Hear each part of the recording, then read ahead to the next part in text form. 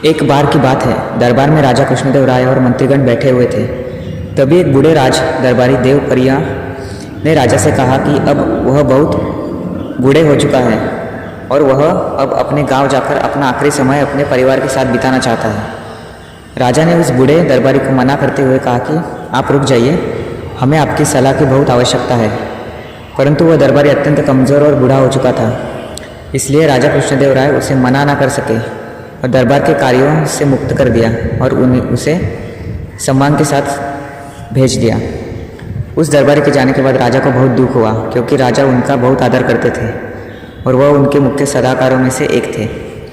राजा बहुत दुखी हुए और उन्होंने अपने राज्य के कार्यों पर भी ध्यान देना छोड़ दिया। तेनालीराम उनके राजा के इस बदलाव को समझ गए और उन्होंने इसका हल निकालने का एक तरकीब सोचा। अगले दिन से तेनाली दरबार में नहीं गए। ऐसा करते करते एक हफ्ता हो गया, तेनाली फिर भी दरबार नहीं आए।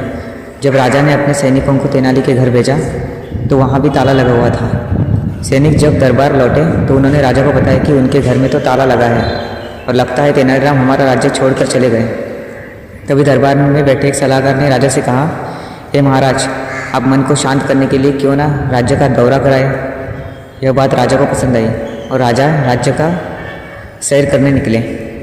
राज्य का सैर करते करते राजा नदी किनारे पहुँचे।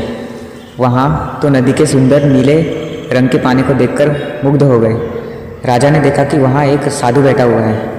घूमने के बाद राजा अपने महल में लौट आते हैं। अगले दिन राजा फिर से नदी के किनारे जाते हैं। वहाँ वो दोबारा नदी के पानी को देखकर उसकी सुंदरता का वर्णन करने लगते हैं। तभी वह साधु राजा की बात सुनकर हंसने लगता है। राजा को समझ नहीं आता कि साधु क्यों हंस रहा है और वह साधु से हंसने का कारण पूछते हैं। तब वह साधु राजा को बताता है कि कल जो पानी आपने देखा था वह अब बह चुका है और नया पानी बहकर आ चुका है। इसी प्रकार हमारे जीवन में लोगों का आना और जाना भी लगता रहता है, इसलिए उनके जाने से हमें नहीं रुकना चाहिए। आप अपने बूढ़े दरबारी के जाने पर इतने दुखित क्यों हैं? राजा ने उत्तर दिया, परंतु तेनालीराम तो जवान है और जिसे मैं बहुत पसंद करता हूँ वो मुझे क्यों छोड़कर चले गए? क्या आप अपनी शक्ति से बता सकते कि अभी तेनाली कहाँ है? साधु ने उत्तर दिया, मैं ज़रूर इसी वक्त आपके सामने तेनालीराम को ला सकता हूँ, पर उसके लिए आपको एक वचन देना होगा कि आप इस राज्य को बिना किसी चिंता के चलाएं और खुश रहें। ऐसा कहकर उस साधु ने अपना असली रूप दिखाया।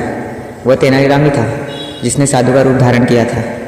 राजा कृष्णदेव राय बहुत खुश हुए और उन्होंने तेनाली को गले से लगा लिया। धन्यवाद।